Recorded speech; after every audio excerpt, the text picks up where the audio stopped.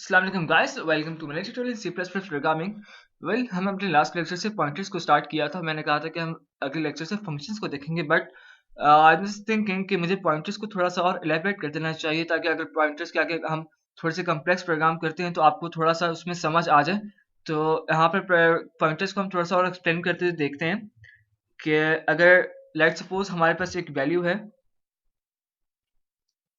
Let's see कि हम यहाँ पर पहले दो पॉइंटर डिक्लेयर करते हैं, पॉइंटर 1 एंड पॉइंटर 2। ऑलराइट, तो यहाँ पर हम यूजर को कहते हैं कि एंटर योर फर्स्ट नंबर। हम यहाँ पर सिर्फ पॉइंटर से दो नंबर्स को सम करवा रहे हैं। Enter your first number,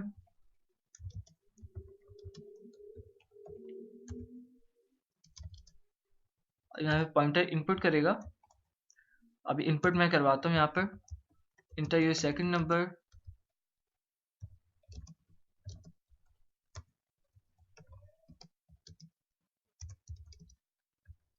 input मैं करवाता हूँ यहाँ पर।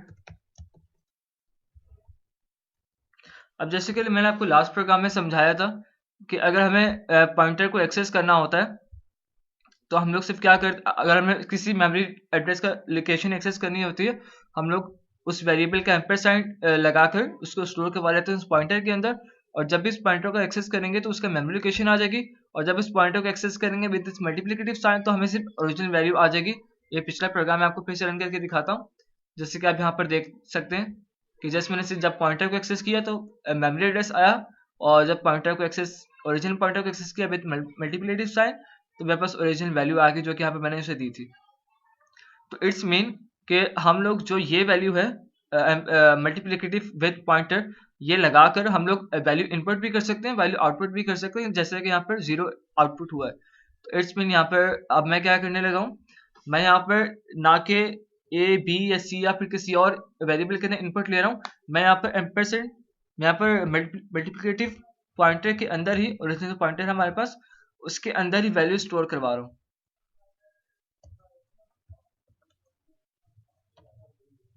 और मैं अगली लाइन में क्या कर रहा हूँ, मैं इसको ऐड कर रहा हूँ यहाँ पर पॉइंटर 1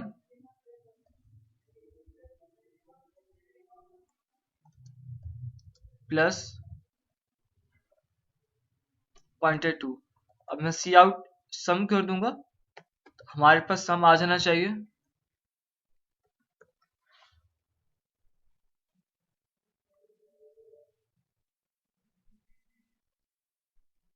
और राइट, यहाँ पर स्पेलिंग मिस्टेक हुई है।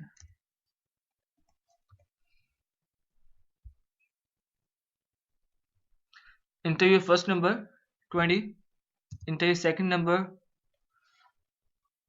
Alright, that program is now working. Let me see. Okay, I got the solution for that. यहाँ पर मेरी मिस्टेक ये थी कि जो मैं यहाँ पर पॉइंटर डिक्लेयर किए थे उस पॉइंटर को मैं किसी की मेमोरी एड्रेस की तरफ जो है पॉइंट आउट नहीं करवा रहा। तो यहाँ पर अपनी मिस्टेक थोड़ी सी ठीक करते हुए मैं करता हूँ।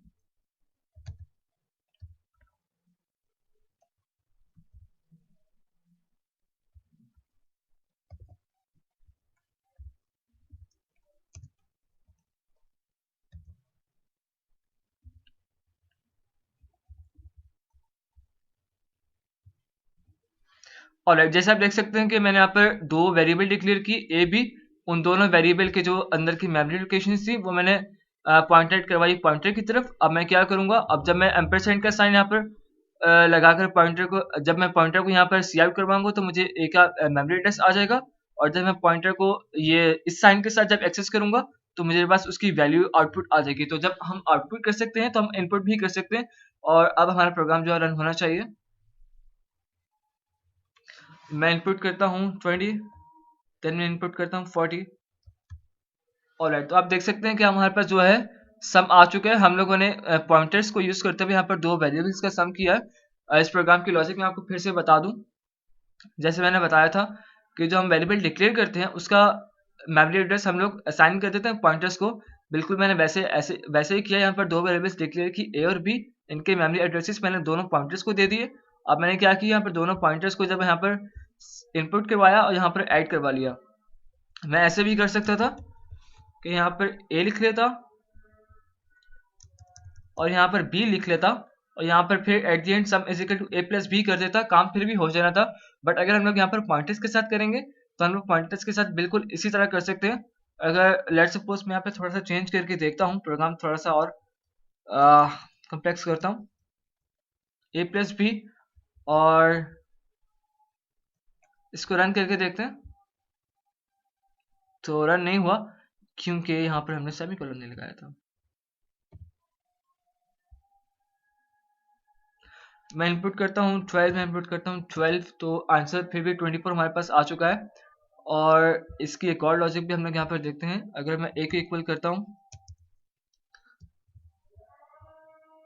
1 is equal to a and then is equal to b, तो क्या लॉजिक बनती है हमारे पास 23, 23, 46, तो फिर भी रन हो चुका है। और आई गेस कि आपको समझ में आ रहा होगा कि ये प्रोग्राम किस तरह से रन हो रहा है। हम जस्ट पहले एम्परसेंड का साइन जो है वो मेमोरी एड्रेस जो थी उसकी वेरिएबल की, वो हम स्टोर करवाते हैं पॉइंटर्स के अंदर, और जब पॉइंटर्स को जब हम लोग एक्सेस करेंगे सिंपल, तो हमारे पास मेमोरी एड्रेस आ जाएगा। अगर हम पॉइंटर को एक्सेस करेंगे विद पॉइंटर साइन, तो हमारे पास उस मेमोरी एड्रेस में पड़ी हुई वैल्यू आ जाएगी। तो यहाँ पर मैंने क्या किया, यहाँ पर मैंने एक और काम किया, मैंने जो एम्परसेंड के साइन से वैल्यू तो दे दी पॉइंटर्स को, लेकिन मैंने क्या किया, एम्परसेंड के साइन के अलावा जो वैल्यू पड़ी हुई थी वो स्टोर करवा दी पॉइंटर, ओरिजिनल पॉइंटर के अंदर। अगर मैं ये काम नहीं भी करवाता तो मेरा काम फिर भी हो रहा है, और बिल्कुल उसी तरीके से जैसे मैंने पहले किया हुआ था पॉइंटर्स को यहाँ पर यूज करते हुए। बट अगर आप लोगों ने पॉइंटर्स को कुछ सीखना हो खुद करके, जैसे कि अभी मैंने आपके सामने ट्राई किया, तो आप लोग पॉइंटर्स को देख सकते हैं, और पॉइंटर्स के आगे क्वेश्चंस जो है आपके माइंड में जो आ रहे होंगे, आप खुद यहाँ पर पॉइंटर्स असाइन कर करके वैल्यूज के साथ आप उसको सॉल्व कर सकते हैं। अगर आपके पास फिर भी कोई क्वेरी, कोई प्रॉब्लम होगी, then you can contact me on my Facebook page और my group, the link will be available in the description. और पॉइंटर्स का हम लोग यहाँ पर एक अगला टॉपिक देखते हैं। ऑलराइट, तो यहाँ पे हम पॉइंटर्स को थोड़ा सा और कम्प्लेक्स करते हैं और देखते हैं कि पॉइंटर को अगर हमने पॉइंट करवाना हो किसी कैरेक्टर की तरफ या किसी यू कैन से फ्लोट की तरफ, तो हम किस तरह से करवा सकते हैं। मैं ये नहीं कह रहा कि अगर पॉइंटर को फ्लोट या फिर कैरेक्टर करवाना हो, वो हम आगे देखेंगे, लेकिन मैं अभी जो करने जा रहा हूँ वो है कि पॉइंटर की तरफ हम पॉइंट आउट करवाते हैं, जो वेरिएबल पॉइंट आउट करवाते हैं वो अगर फ्लोट वगैरह में हो तो पॉइंटर फिर कैसे रिस्पॉन्स देगा। तो यहाँ पर मैं सबसे पहले दो वेरिएबल्स लेता हूँ। सबसे पहले मैं एक सिंपल एक इंटीजर लेता हूँ, उसमें मैं वैल्यू इनपुट करवाता हूँ 10। उसके बाद मैं एक फ्लोट नाम का एक वेरिएबल डाटा टाइप लेता हूँ, उसमें मैं फिर से एक वैल्यू स्टोर करवाता हूँ, you can say b is equal to, float जो है वो पॉइंट उठा लेता है, तो यहाँ पे मैं एंटर करता हूँ 10.10 एंड देन मैं कैरेक्टर करवाता हूँ, कैरेक्टर सी में करवा लेता हूँ, और इसके अंदर मैं सेव करवाता हूँ कोई भी कैरेक्टर लाइक ए। अब मैं क्या करता हूँ, यहाँ पर मैंने एक पॉइंटर लिया, लेकिन मैं जब अब से पहले पॉइंटर ले रहा था वो था इंटीजर पॉइंटर। अब जब मैं पॉइंटर ले रहा हूँ wide pointer, the difference is that कि जब हम लोग पॉइंटर का जो डाटा टाइप है वो इंटीजर रखते हैं, तो वो रिस्ट्रिक्ट कर देता है उसको डिफरेंट डाटा टाइप्स की तरफ पॉइंट आउट करने से। जब हम इसको वाइड रखते हैं तो वो रिस्ट्रिक्शन खत्म कर देता है। लाइक मैं आपको अभी शो करवाता हूँ, एक पॉइंटर लिया यहाँ पर। अब मैं क्या करता हूँ, मैं उस पॉइंटर के अंदर जो एक ही वैल्यू है, एक है जो मेमोरी एड्रेस है, वो यहाँ पर स्टोर करवा लेता हूँ, और मैं इसे कहता हूँ कि मुझे सी आउट करवाए वैल्यू इज ए, और यहाँ पर मैं फिर लिखता हूँ लाइन ब्रेक करने के बाद, बल्कि थोड़ा सा टैब देने के बाद, जा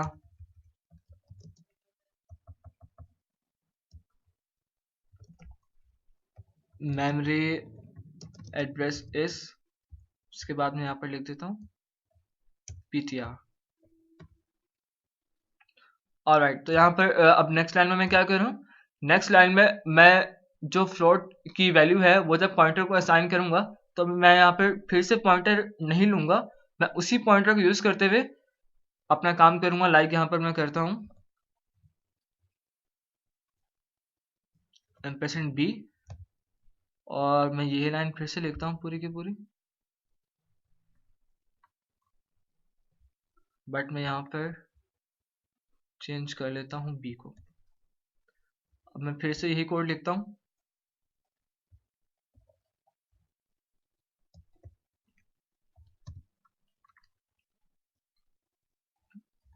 अब इस प्रोग्राम को रन करके आपको दिखाता हूँ कि इसकी लॉजिक क्या है।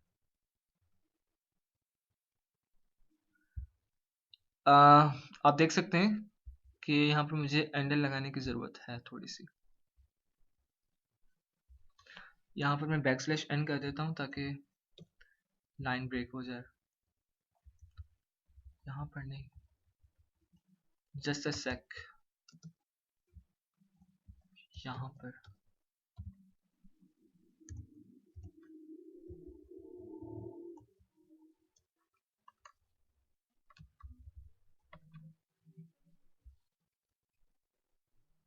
ऑलराइट, तो जैसे आप देख सकते हैं कि यहाँ पर मैंने सिर्फ एक ही पॉइंटर यूज़ किया था, लेकिन मैंने एक ही पॉइंटर को यूज़ करते हुए मुख्तलिफ डाटा टाइप्स के वेरिएबल की तरफ उसको पॉइंट करवाया है। जैसे कि फर्स्ट यहाँ पर वैल्यू इस ए, तो यहाँ पर वैल्यू 10 आ गई, उसका मेमोरी एड्रेस आया।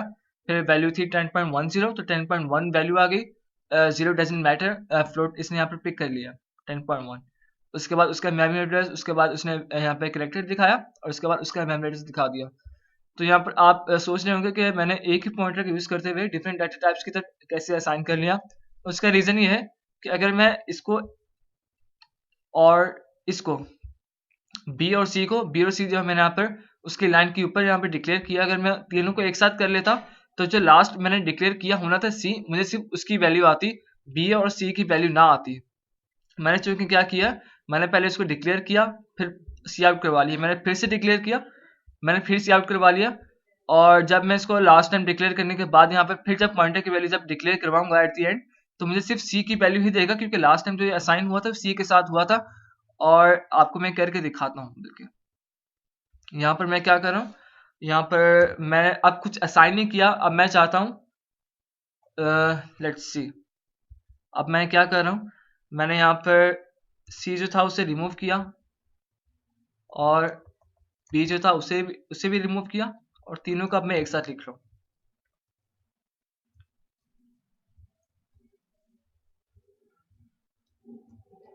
अब देखते हैं कि अब मुझे किसकी वैल्यू आती है। मेमोरी एड्रेस जो हम देंगे ना, वो देखेंगे कि मेमोरी एड्रेस कौन सा आता हमारे पास। जैसे कि आप देख सकते हैं कि पॉइंटर ने अपना काम किया है, उसने पॉइंट आउट किया उनकी वैल्यू की तरफ, और उसने वैल्यू यहाँ पर शो करवा दी। लेकिन आप जब एड्रेस की तरफ आएंगे तो आप देखेंगे एड्रेस सिर्फ सी का आ रहा है। इनमें जो सी पर एड्रेस पड़ा हुआ है, सी पर क्या पड़ा, सी पर कैरेक्टर वेरिएबल पड़ा हुआ है। इस कैरेक्टर वेरिएबल जिस मेमोरी एड्रेस की तरफ पॉइंट आउट कर रहा है, ये मेमोरी एड्रेस सिर्फ उसी का शो हो रहा है, क्योंकि लास्ट टाइम जिस पर स्टोर हुआ था वो सी पर था, और सी एक तक कैरेक्टर था। तो यहाँ पर आप देख सकते हैं कि यहाँ पर तो जो था पॉइंटर ने अपना काम किया, लेकिन जब यहाँ पर बात आई मेमोरी लोकेशन को एक्सेस करने की, तो उसने सी पर जो वैल्यू मेमोरी लोकेशन जो स्टोर थी उसने सिर्फ उसे यहाँ पर शो किया। तो यही ट्रिक था जो कि मैंने पहले किया हुआ था, कि आप स्टेटमेंट के ऊपर उस पॉइंटर को रीडिक्लेयर कर दें किसी और वैल्यू के साथ, तो वो उसकी वैल्यू पिक कर लेता है। तो इस प्रोग्राम में हम लोगों ने पहले पॉइंटर्स का थोड़ा सा कम्प्लेक्स सिचुएशन देखा, और उसके बाद पॉइंटर को देख लिया कि पॉइंटर डिफरेंट डाटा टाइप्स की तरफ किस तरह मूव ऑन होता है, और एक ही पॉइंटर को यूज़ करते हुए हमने देख लिया कि हम डायनामिकली डिफरेंट वेरिएबल कैसे इसको असाइन कर सकते हैं। अब इसी तरह हम लोग देखेंगे कि अगर हम लोगों ने अरे के अंदर पॉइंटर्स को एक्सेस करना तो हम किस तरह से कर सकते हैं। लाइक यहाँ पर मैंने एक अरे बनाई है 5 की, और यहाँ पर मैं यूज़र को कहता हूँ कि अरे को इनपुट करें,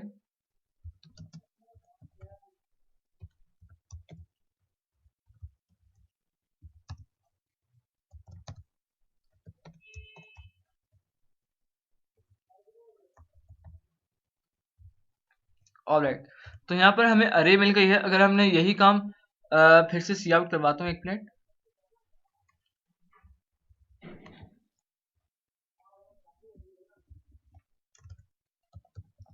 अब आप देख सकते हैं कि इस प्रोग्राम को मैं पहले सिंपल रन करके दिखाता हूँ।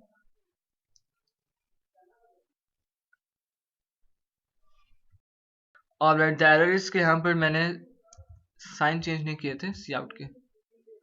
अब मैं इसको रन करता हूँ और मैं इसको सिर्फ सिंपल एरे है जो कि हम पहले सीख चुके हैं, पॉइंटर अभी इसमें इंक्लूड नहीं किया। 1 2 3 4 5, तो आप लोग देख सकते हैं यहाँ पर 1 2 3 4 5 आउटपुट जो है शो हो गई। अगर यही काम हम लोग पॉइंटर के साथ करना चाहें तो कैसे कर सकते हैं? मैं इंटीजर एक पॉइंटर डिक्लेयर कर रहा हूँ यहाँ पर p का, p नाम का, और मैंने क्या किया, जहां मैं इनपुट ले रहा था पॉइंटर्स की, जहां पे मैं इनपुट ले रहा था एरेस की, वहां पर मैंने क्या किया, p को इक्वल कर लिया उस एरे के। ऑलराइट, p को उस एरे के इक्वल करने के बाद मैं क्या करूंगा, जहां पर सी आउट स्टेटमेंट थी मैंने लिखा था a इंटू आई, ताकि अरे की जो वैल्यूज है मुझे आए। अब मैं चूंकि पॉइंटर के साथ कर रहा हूँ तो मैं क्या लिखूंगा, पॉइंटर का साइन देन p। अब इसके साथ सिर्फ एक चीज की मुझे यहाँ पर इंक्रीमेंट करना पड़ेगा, प्लस प्लस का, वो मैं आपको बताता हूँ क्यों, मैं रन करके दिखाता हूँ आपको। अब मैं यहाँ पे इनपुट देता हूँ 1 2 3 4 5। आप देख सकते हैं कि हमारे पास आउटपुट जो थी वो शो हो गई है। और उसके लॉजिक मैं आपको बताता हूँ कि हम लोगों ने अपने पिछले प्रोग्राम्स के अंदर जब पॉइंटर्स को इक्वल करना होता है किसी मेमोरी लोकेशन के साथ, मतलब कि असाइन करनी होती थी वैल्यू, हम उसका एम्परसेंड का साइन उसके अंदर स्टोर करवा लेते थे।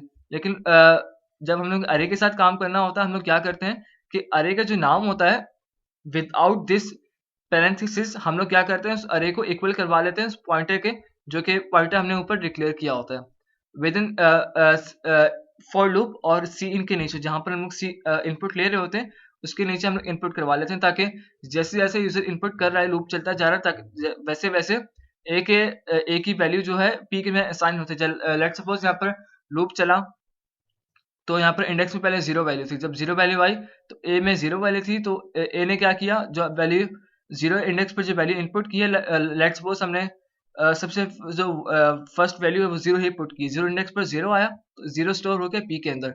फिर चला, अब हमने वन इंडेक्स पे फिर वन स्टोर करवाया तो पी के अंदर वन आ गया। अब पी में जब सारी वैल्यूज आ गई, जब सी आउट करवाने का टाइम आया तो हमने क्या किया आपको पता है कि जब हम लोग वैल्यू लेते हैं मेमोरी लोकेशन की, हम लोग इसके साथ एक पॉइंटर का साइन लगाते हैं मल्टीप्लिकेटिव का, और हमारे पास जो ओरिजिनल वैल्यू आती है होती है जो देखिए पॉइंटर उस मेमोरी लोकेशन पर पॉइंट कर रहा होता है वो हमारे पास शो हो जाती है। तो हम लोगों ने वैसे ही शो किया, लेकिन प्लस प्लस के साथ। प्लस प्लस क्या कर रहा है, प्लस प्लस एक एक इंक्रीमेंट कर, तो आपको पता होगा कि जब हम अरे लेते हैं तो यहाँ पर जैसे हमने अरे ली हुई है तो यहाँ पर हम सिंपल उसको सी आउट करवाते हैं, क्योंकि अरे is a memory group of memory locations, यहाँ पर वो मेमोरी लोकेशन कंजर्व कर रहा है। लेकिन पॉइंटर के साथ हम लोगों ने ये साइन नहीं लगाया, ना कि पॉइंटर के साइन असाइन किया।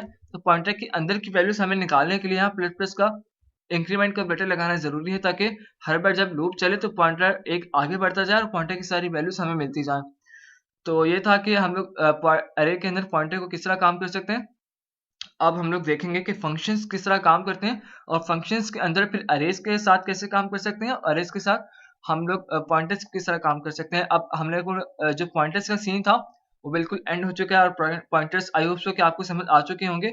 अब पॉइंटर्स अगर आपने और कम्प्लेक्स सिचुएशन में सीखने होंगे तो हम आगे जाकर करेंगे, वो है फंक्शंस के अंदर और स्ट्रक्चर्स के अंदर। और पॉइंटर जो कि सिंपल थे वो मैंने आपको सारे समझा दिए हैं, और लूप के साथ भी हम पॉइंटर्स कर चुके हैं और वैल्यूज के साथ भी हम पॉइंटर्स कर चुके हैं। और या एक चीज रह गई है, अगर हम लोगों ने पॉइंटर जैसे कि लास्ट प्रोग्राम में पॉइंटर वाइड था, लेकिन वो पॉइंट कर रहा था डिफरेंट नाम के यू कैन से डेटा टाइप्स की तरफ, जैसे कि वो उसमें फ्लोट भी था और उसमें करेक्टर भी था। लेकिन लेट सपोज अगर हमारा पॉइंटर ही करेक्टर हो या पॉइंटर ही फ्लोट है तो फिर किस तरह काम होगा, तो हम एक एग्जांपल जरा वो भी देख लेते हैं। मैंने यहाँ पर पॉइंटर लिया फ्लोट और एक वेरिएबल लिया फ्लोट ए, और उसमें वैल्यू मैंने इनपुट करवाई 10.20। अब मैं पॉइंटर को इक्वल कर रहा हूँ उसके ए की मेमोरी लोकेशन की तरफ, और यहाँ पर मैं चाहता हूँ कि मेरे सामने आ जाए मेमोरी लोकेशन, और अगली लाइन में मेरे पास आ जाए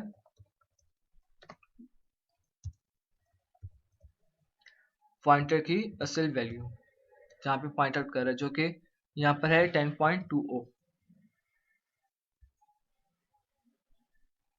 तो आप देख सकते हैं कि यहाँ पर पहले पॉइंटर की जो मेमोरी लोकेशन थी वो आई, लाइन ब्रेक के बाद पॉइंटर की असल वैल्यू आई। तो ये था फ्लोट का पॉइंटर। अगर हम लोग के पास यहाँ पर कैरेक्टर पॉइंटर होता है तो वो किस तरह से काम करता है। यहाँ पर मैं ए के अंदर स्टोर करवाता हूँ बी, और यहाँ पर मैं प्रोग्राम वैसे ही रहने देता हूँ और इसे रन करके दिखाता हूँ आपको।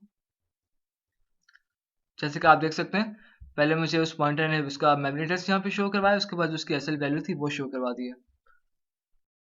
सो आई होप सो कि आपको यहाँ तक समझ आ चुका होगा पॉइंटर्स का, कि पॉइंटर्स अगर डाटा टाइप पॉइंटर की डिफरेंट करनी है तो उसके बाद पॉइंटर किस तरह से काम करता है, और अगर डिफरेंट डाटा टाइप की तरफ पॉइंट करना है तो किस तरह से काम करेगा, और उसके बाद अगर अरे के तरफ पॉइंट आउट करवाना है तो किस तरफ काम करेगा, और अरे की तरफ फॉर लूप के अंदर किस किस तरह से हम लोग काम करते हैं, वो आई गेस के इस लेक्चर में मैंने आपको बिल्कुल ठीक तरह से समझा दिया होगा। और अपने आने वाले लेक्चर से हम लोग पॉइंटर्स को ख़त्म करके अब फंक्शन स्टार्ट करते हैं, और फंक्शन की हर कॉम्प्लेक्स सिचुएशंस को हम लोग देखेंगे। और let's hope for the best, and thank you for watching this tutorial, and don't forget to share this tutorial if you think that these are really helping you guys. So take care and happy coding.